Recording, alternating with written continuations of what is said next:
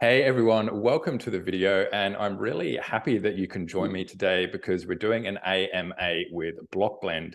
And this is a really cool project because it has really good utility on chain. So we're going to talk about that.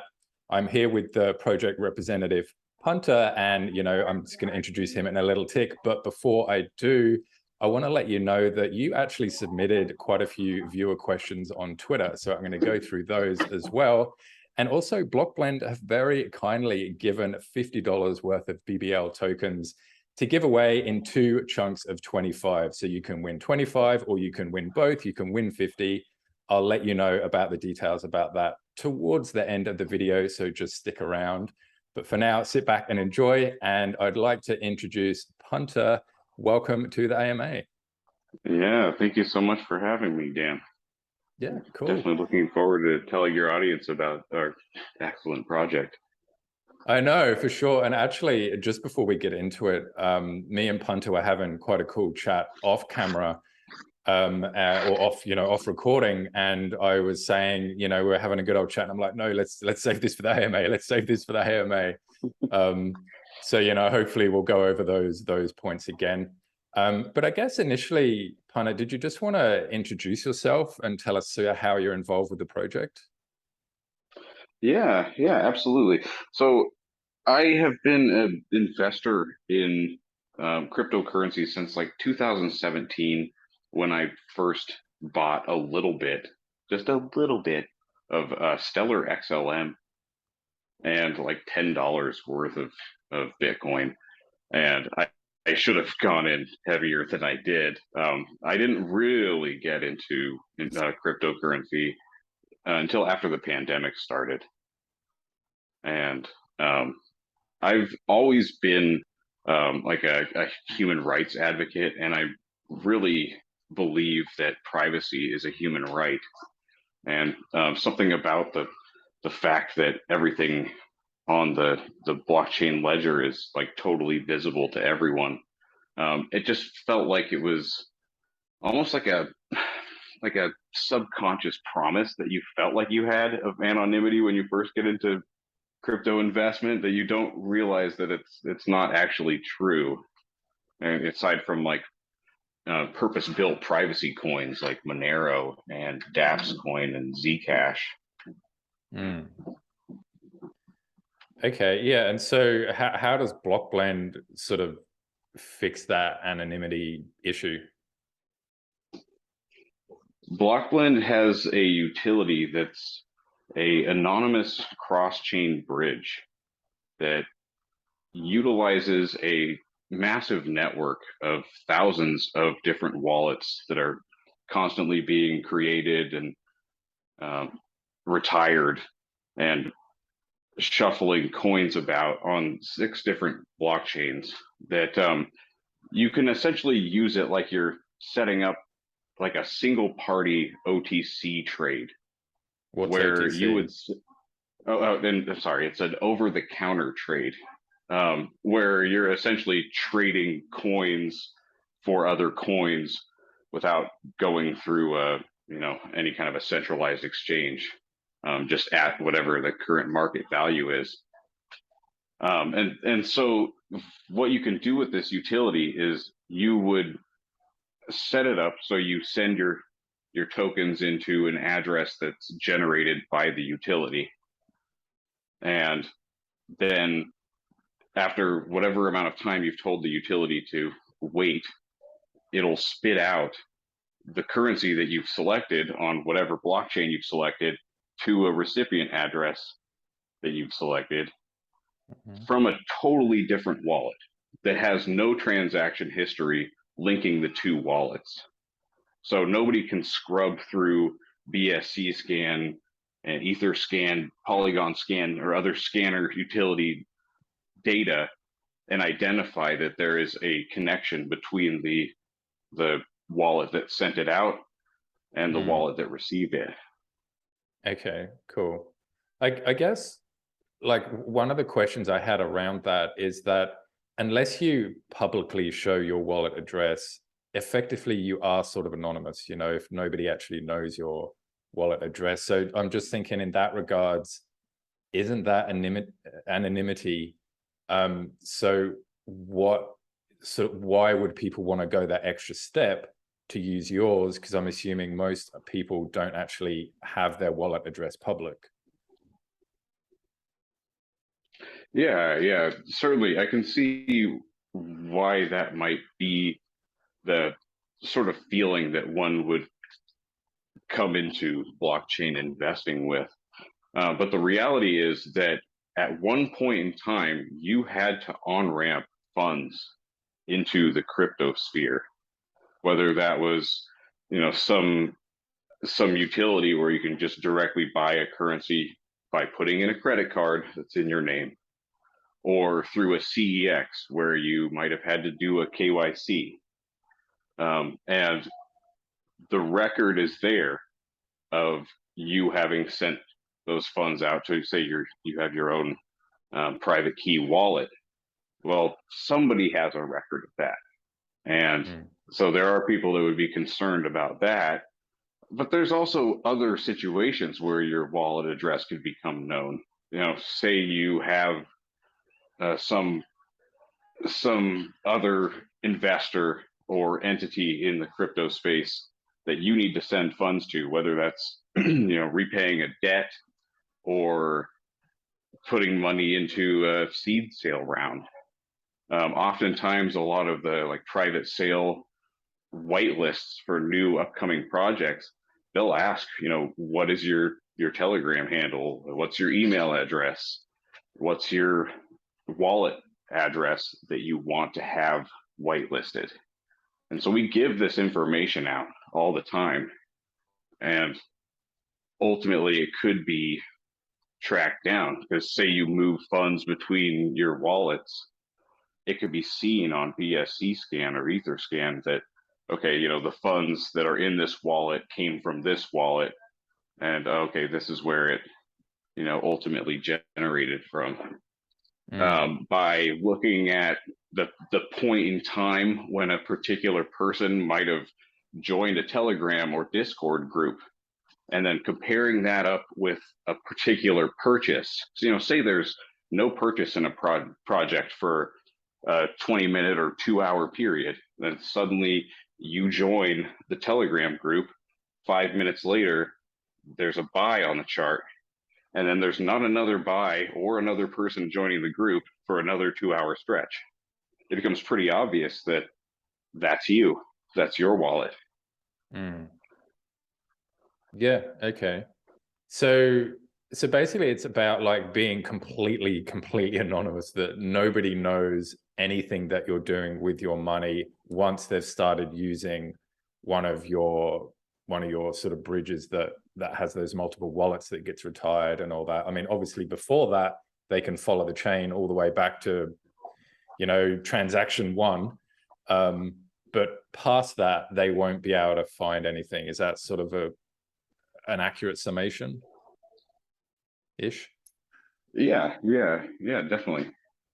Okay, cool. And okay, as far as tracing it back to, through a centralized exchange, I mean, we're having more and more sort of threats of crackdowns on cryptocurrency investment. We're even seeing some governments just outright instituting these kinds of bans on cryptocurrency investment. Oftentimes, these governments will have an interest in determining who certain wallets are. And a big centralized exchange is really just one subpoena away from giving that information out. That's true. And you do have to obviously give all your personal information to the exchange in order to put money on it. And that is really the place where people can stop your activity. They can stop you putting funds on or stop you taking funds out. But essentially, when it's all on chain, there's not a lot they can do, particularly if you're anonymous, I guess.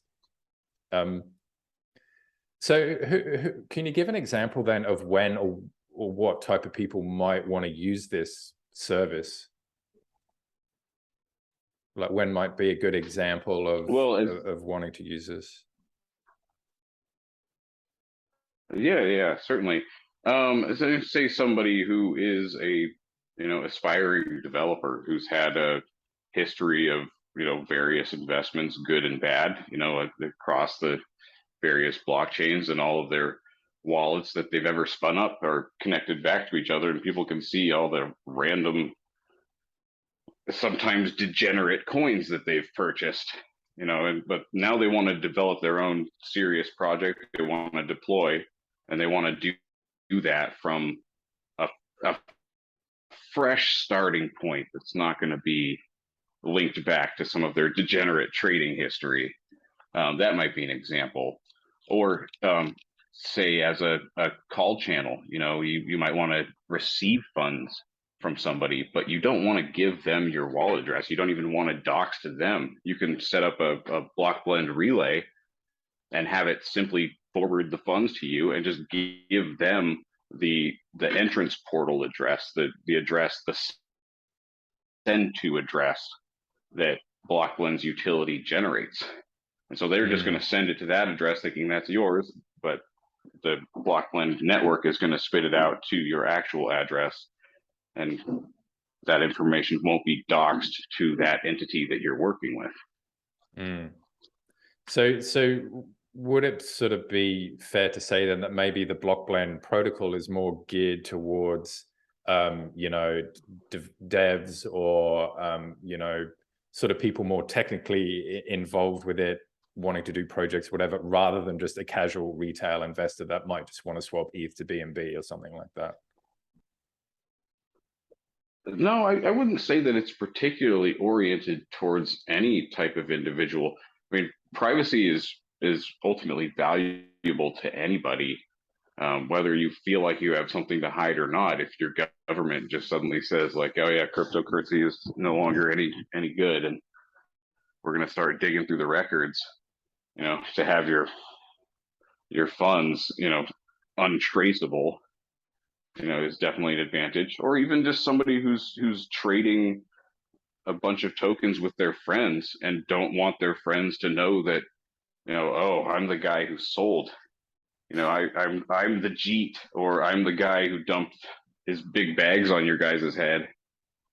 Fair enough. There's myriad reasons why somebody would potentially want to obscure their transaction history. Yeah. And even with the privacy aspect aside, I often use BlockBlend's utility to send funds right back into the same wallet that I'm sending them out from. Just using it as a bridge without the anonymity, it's incredibly handy, because you don't have to deal with wrap tokens. You don't have to deal with withdrawal codes. You don't have any kind of a custodial situation. As soon as you kick your funds in motion through the network, it's going to get sent out on the timeline that you've established to the target wallet.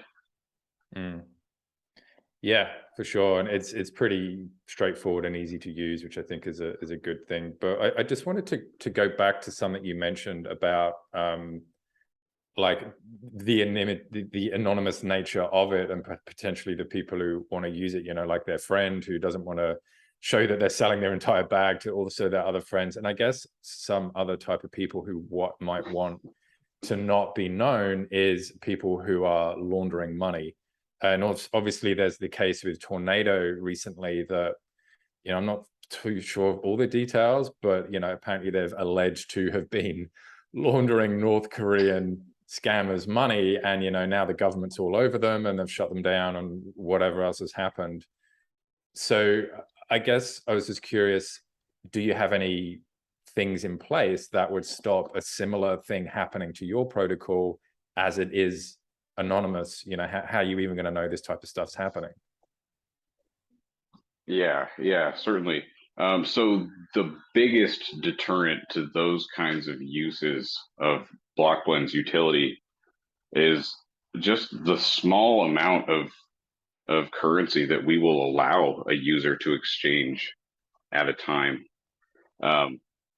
Tornado Cash being in the position that they were in as this sort of group leading the charge for the right to anonymity, I and a lot of other people feel like they were pretty irresponsible as the standard bearer allowing users to shuffle hundreds of millions of dollars at a time, it's just kind of asking for those kinds of illicit users to, make use of the technology that they brought out.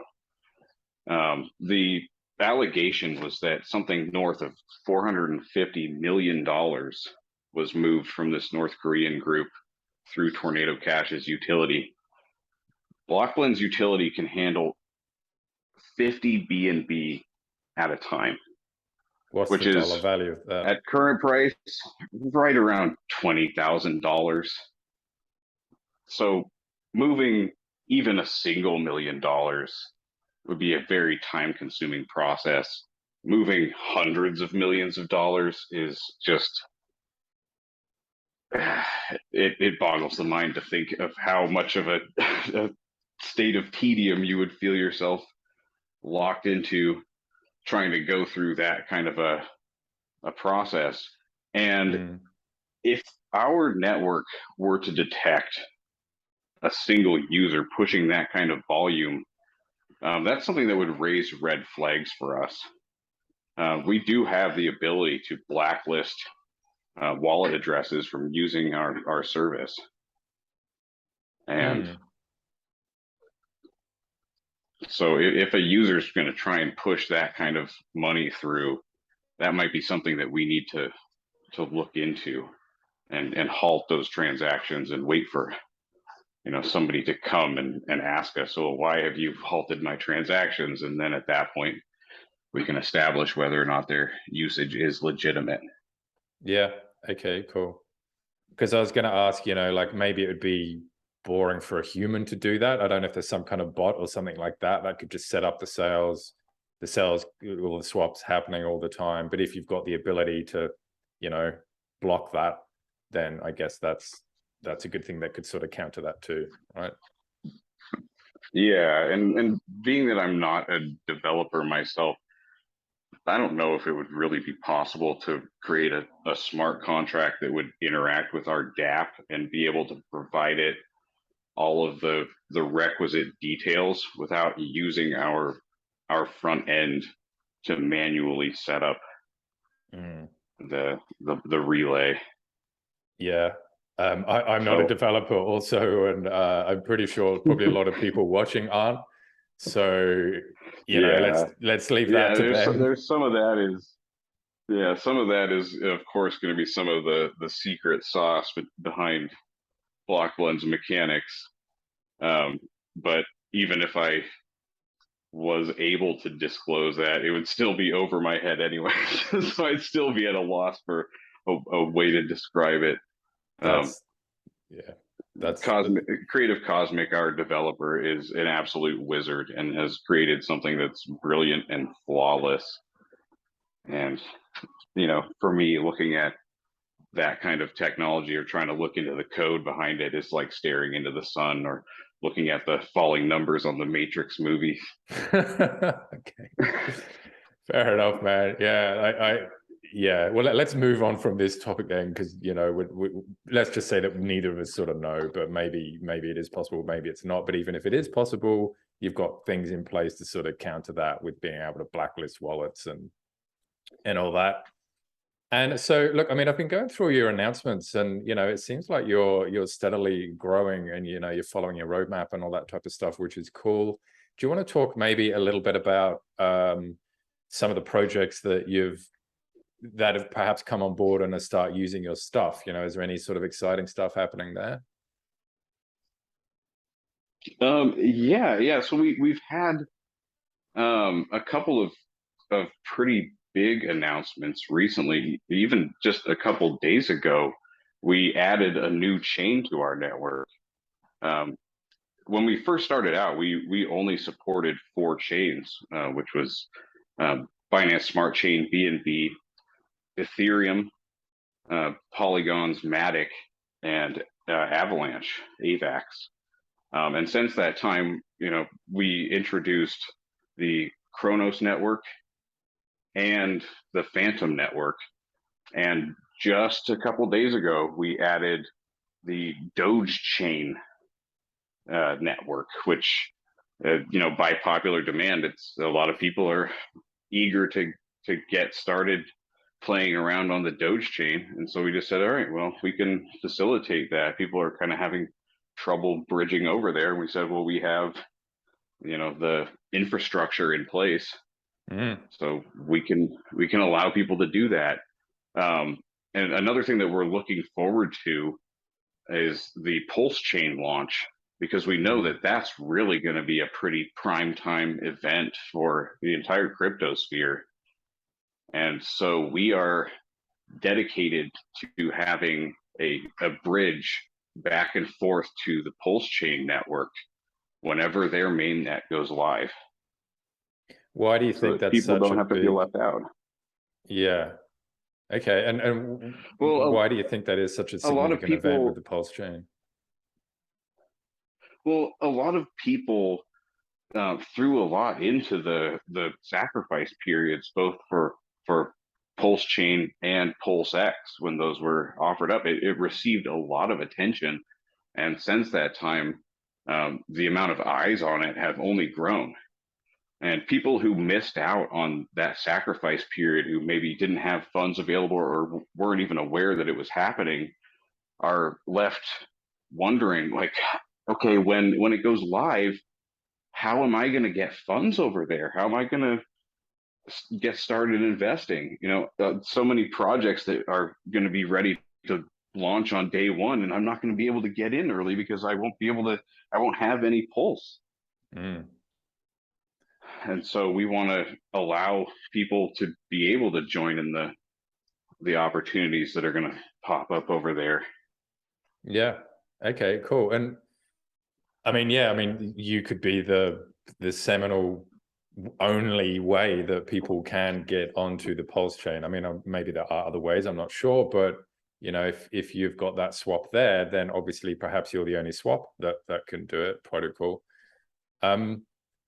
So yeah, that's exciting. And I guess as well, like I was reading a little bit, can you just sort of quickly explain a tiny little bit about some other projects which are adopting your technology into their own protocols, so they're able to sort of do that anonymous thing within their own ecosystems? Yeah, absolutely. So the project does offer our anonymous bridge utility as a white label solution for other projects to be able to add our, like a gateway to our bridge to their own website. Just quickly, what's what do you say, a white way to do it? White label. White label. It's like, yeah, what's that? Yeah, it's like so there are like those factories in China that might make a tool that's just like a generic, say it's a generic hand drill, and different companies can go to that factory and say, like, I would like you to produce 10,000 units of this drill, and I'd like you to put these stickers on it and give it this branding. Yeah, okay. Yeah. And then so if you go on a website like Alibaba is a great example of a place where you can find white label products, where you'll find like multiple different brands of the same item. It's just branded differently. And sometimes priced differently. Some of them might have a higher price and free shipping, and whatever the different sellers try to do. I mean, at that point they're kind of competing with each other, and BlockBlend does kind of stand alone with how revolutionary our utility is, and we don't really look at ourselves as being like in competition with our white label partners. The benefits to the partner are that a portion of the fees to use the utility are kicked back to the partner.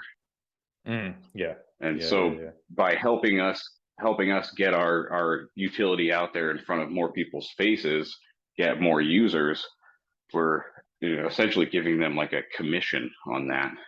And just and it'll just make it available to more people. Yeah, I mean, it's a lot of potential for a lot of projects to want to adopt the technology which you've created, because for XYZ reasons, whatever, however way they want to market it or promote it. And it's good, obviously, that a portion of the fees goes back to you. And so how do you... A pretty solid example would be, say, a project is launching on a chain like Kronos. And maybe a lot of investors might say like, oh, this looks like a really cool project, but I don't really know how to get Crow, so maybe I'll just let this one pass me by. But if that project can put on their page our bridge, then anybody who's looking at that knows that they can move their funds from Ethereum, from Binance Smart Chain, right over to the Kronos network and be able to invest. And so it's just one less friction point for people to invest in projects that might be on a chain that investor doesn't already have funds on. Yeah, and I mean, when you are getting into crypto, and even when you've been in it a little while, sometimes it can be confusing to even know how to change ETH to BNB. I mean, a lot of people would just sell their ETH to an exchange and then use that fiat money to buy BNB and then send it back to their wallet again. That's how I used to do it. It's an expensive and it's a time-consuming process. It's annoying, and then you run the risk of like accidentally sending it back out on the wrong network. To this day, whenever I on-ramp fiat, I always send it out to my wallet as cake, because I can't accidentally send it out as like wrapped anything else on a different network than I meant it to be on. If it goes to the Binance Smart Chain, it's cake, because that's the only place cake is. Fair. That's smart. I hadn't thought of that. Maybe I'll consider that. And I just wanted to sort of shift a little bit, talking about our current market conditions we're in right now. Obviously, we're in a bit of a bear market and things have slowed down to a bit of a slumber. A lot of projects, we don't even hear from them anymore. I was just wondering, how are you seeing how BlockBlend is currently going in the market that we're in right now? Yeah. Looking at our chart, there's obviously some disappointment around that such an incredibly useful utility project hasn't seen the kind of printing that we came into this project expecting. But really, when you look around, so many projects with utilities of their own have also been affected to roughly the same degree. This market downturn has been pretty rough on everybody, and all we can do is just continue to build. And I think that our community has been pretty impressed with the progress that we've been making towards realizing the vision that we first presented them. Yeah, cool. And I mean, we were talking a little bit off camera as well about, it's time to accumulate during the bear market and stuff like that. How would you say, or could you say that BlockBlend is accumulating in terms of, maybe not in terms of tokens or anything like that, but in terms of, learning or having meetings with other projects or, that type of stuff? How are you accumulating in that regard? Oh, absolutely. I think that the future is incredibly bright for BlockBlend. I mean, not just in terms of like the token price and ultimately how our rewarding is going to pay out to our investors.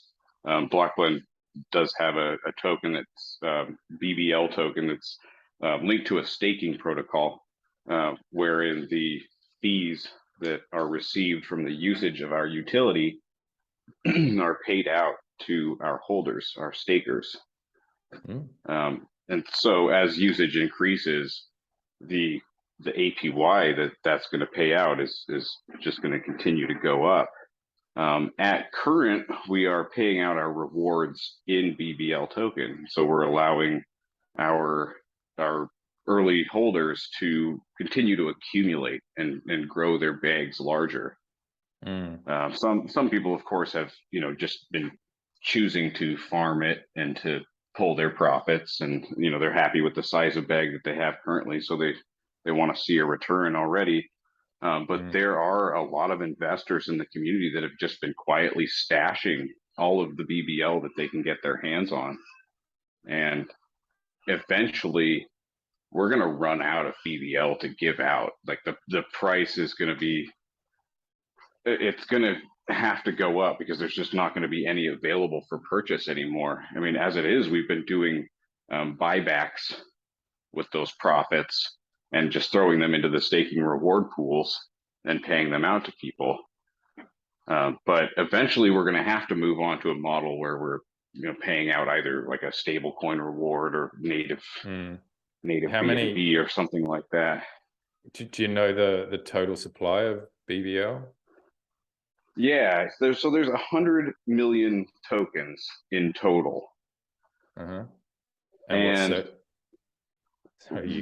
right now we have a total of about 83% that's held and locked up in the staking pools.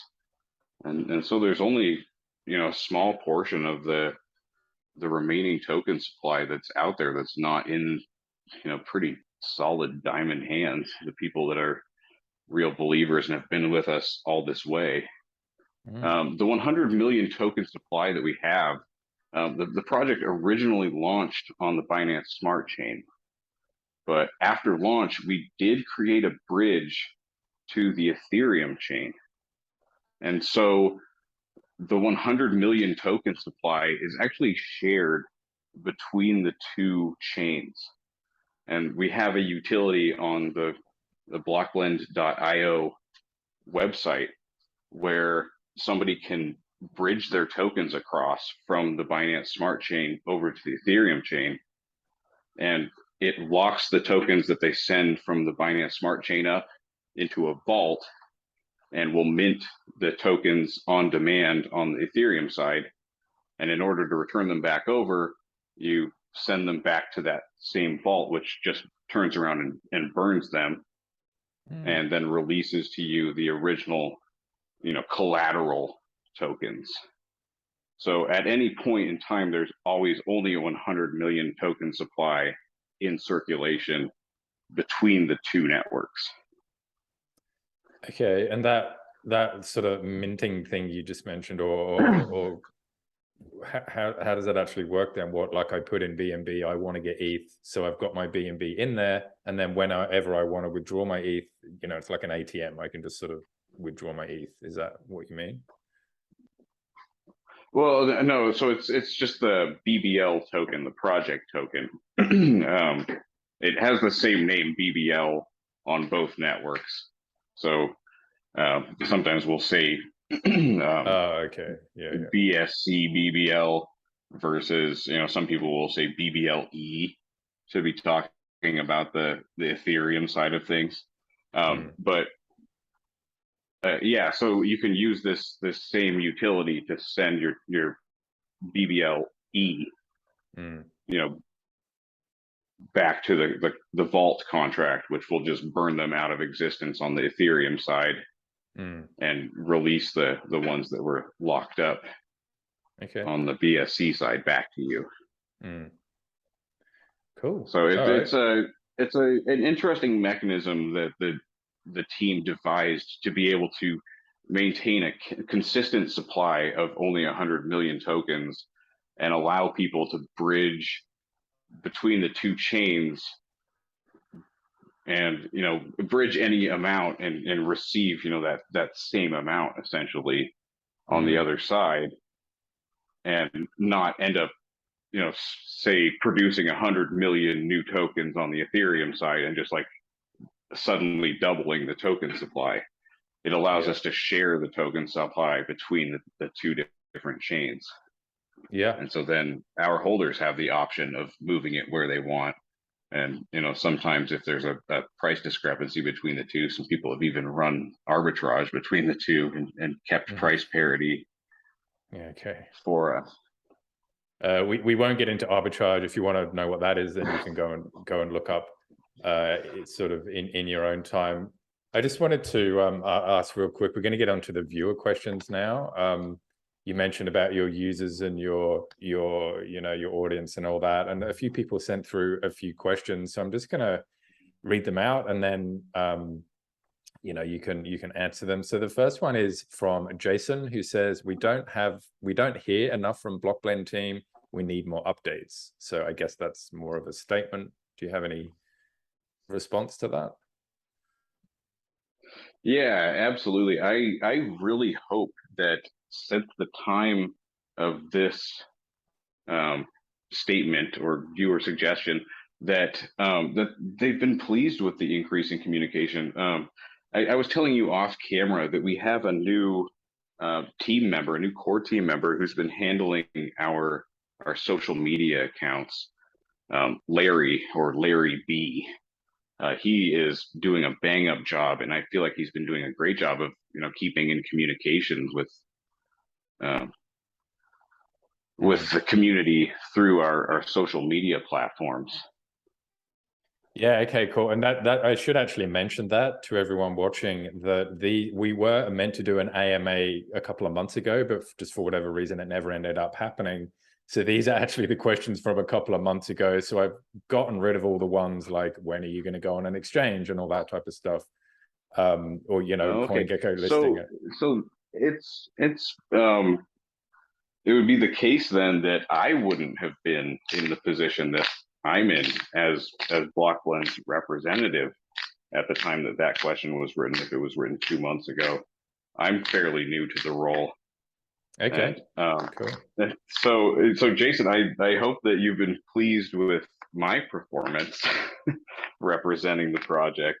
I'm doing my best to get the good word out there, and get people excited, and get people knowledgeable about our utility and how useful it is. Mm. So yeah, I hope that same question wouldn't be asked today. Well, yeah, looking through your announcements, there's a lot there now. Well, that sort of leads well to the next question from D Buffy, who says, how do these contracts work together? Is it fully decentralized? Maybe if you can just give a shorter answer for this one. Yeah. Okay. So I'm not a developer, so I don't really know how the magic happens behind the scenes. And I don't want to spill too much of the tea here. So when you use BlockBlend's utility, you get that little code. It's like we call it the recovery key, because it can be looked at and run through a tool that we engineer the exchange that happened and give us the information about where the funds were expected to go to, what chain they were expected on and going to be moved out of, and the time delays and all of those things. Well, when you use the utility, when you first set up the utility to run a relay for you, it generates that code and communicates to the network that same information. And so the network knows at that point, based on that same code, where it's going to move the funds and how it's going to operate. Cool.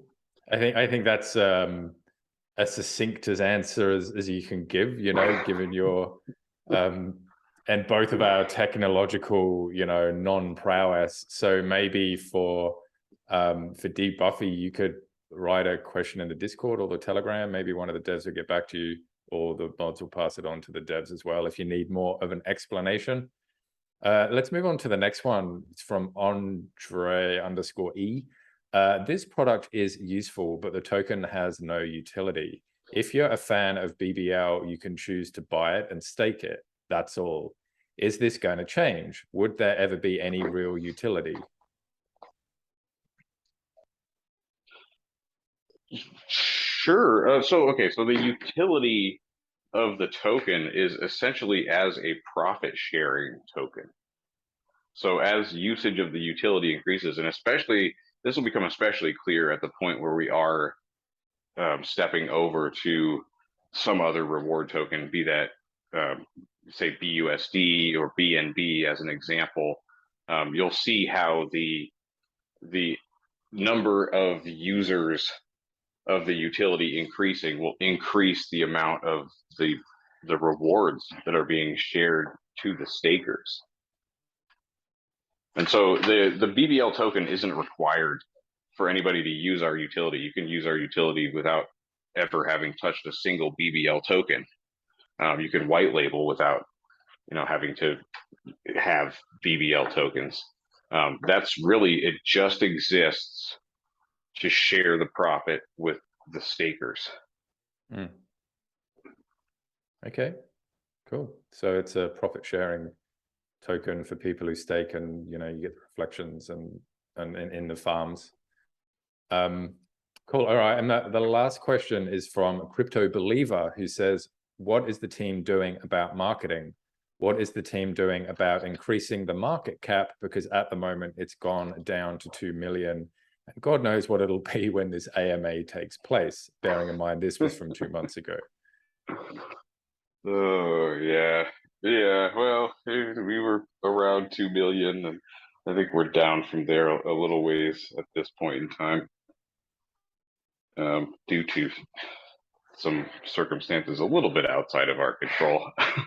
But so as far as what we're going to do for marketing, we don't want to just throw a whole bunch of marketing money away. I mean, a lot of people have wanted to see us really hitting the marketing hard, and there's definitely still reasons to market during a bear market, because you want to get your name out there, you want to get known, and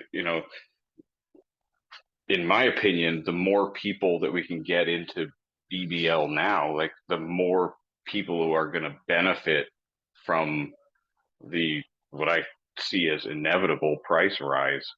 I mean, there's the opportunity to change lives. So being able to get more people onto the train that's going to change lives is better. But we haven't wanted to throw money away when we have big things on the horizon. I mean, the BlockBlend project is going to develop an entire suite of utilities that are simple to use, convenient, quick, cheap, and all offer the anonymity bonuses of the BlockBlend cross-chain network. And so that's the backbone that we're going to be building all the rest of this stuff on. And once we have those other utilities out, we want to still have dry powder that we can use to market at those points in time. Because we're still a project in development. And so we want to tell people about it now, but we want to be able to shout it from the highest mountains when we're complete and when we're ready to start changing the entire crypto game in the ways that we do foresee being able to. Cool. Awesome answer. Thank you. All right. Well, look, let's get quickly now. That's all the questions we have from the viewers. So I just want to explain about the giveaway. So if you want to go into a chance to win one of two $25 BBL token value prizes, you can win one, you can win both. What you've got to do to go into the draw is you've got to go to BBL's Twitter and just follow them, and then like the tweet they did about this AMA. And also, so that's one, and they'll take care of the winner for that. And the other one is just to subscribe to this channel and leave a comment, and then I'll pick a winner in about a week or so and let you know for your $25 worth of BNB. And if you want to enter both, that's great. If you just want to enter one, that's fine. But basically, it's just subscribing or following and leaving a comment or liking. So look, Punter, thanks so much for giving your time and coming to talk to me, and telling us about all the things that's happening with BlockBlend and answering all these questions. I do really appreciate you coming on. And yeah, did you have any final words for your audience out there? Yeah, absolutely. I mean, first of all, I'd invite everybody to come to the BlockBlend Telegram group. We're a lot more active on there. The team especially is a lot more active on Telegram than we are on Discord. We do have a Discord community as well, but it's a little quieter there. But I know that a lot of people don't really have the dry powder right now. With the market being down as much as it is, I know that there are going to be people out there that will say, "Oh, you know, BlockBlend seems like a cool project, but I just don't have any money to invest right now." And that's okay. You know, really, I would like for you to learn about BlockBlend's utility, because that's there for everybody. So blockblend.io/app is the website that you will find our anonymous cross-chain bridge on. And I would invite everybody to step over there, just check it out, see how it works. Maybe send to yourself or to a different, spin up a new wallet. Send yourself the minimum amount if you want to play around with it. If you want to look at the BSC scan data that you can pull, see if you can identify, anything about how the transaction went through, and just see how easy, maybe bridge back and forth to, AVAX and then back to Binance Smart Chain, just to see how it works. Because as a bridge, it is incredibly useful. Everybody should probably at some point in time break the connection between their KYC and their permanent wallet address. Get yourself an undoxed wallet. But even just as a bridge, it's so much more convenient than any other method that I've ever found to bridge funds. And so familiarize yourselves with it. You too, Dan, check it out. You got to use this thing. It's going to change the way that you play in crypto. And thank you so much for having me on and letting me talk to you about BlockBlend. Yeah, it's been a pleasure. It has been a pleasure, and you're totally welcome. Hopefully we can do it again another time, maybe in the future when all this new utility comes out. And for people wanting to know about BlockBlend, I'll leave all the links in the description so you can go down there and check those out. And yeah, Punter, I'll talk to you again hopefully sometime down the track. Yeah, I mean, hopefully it won't be too long until our next utility comes out. I think we're making big strides, and we'll definitely want to share it with all of our friends when we do have that ready. So it would be a pleasure to speak with you again, man. Awesome.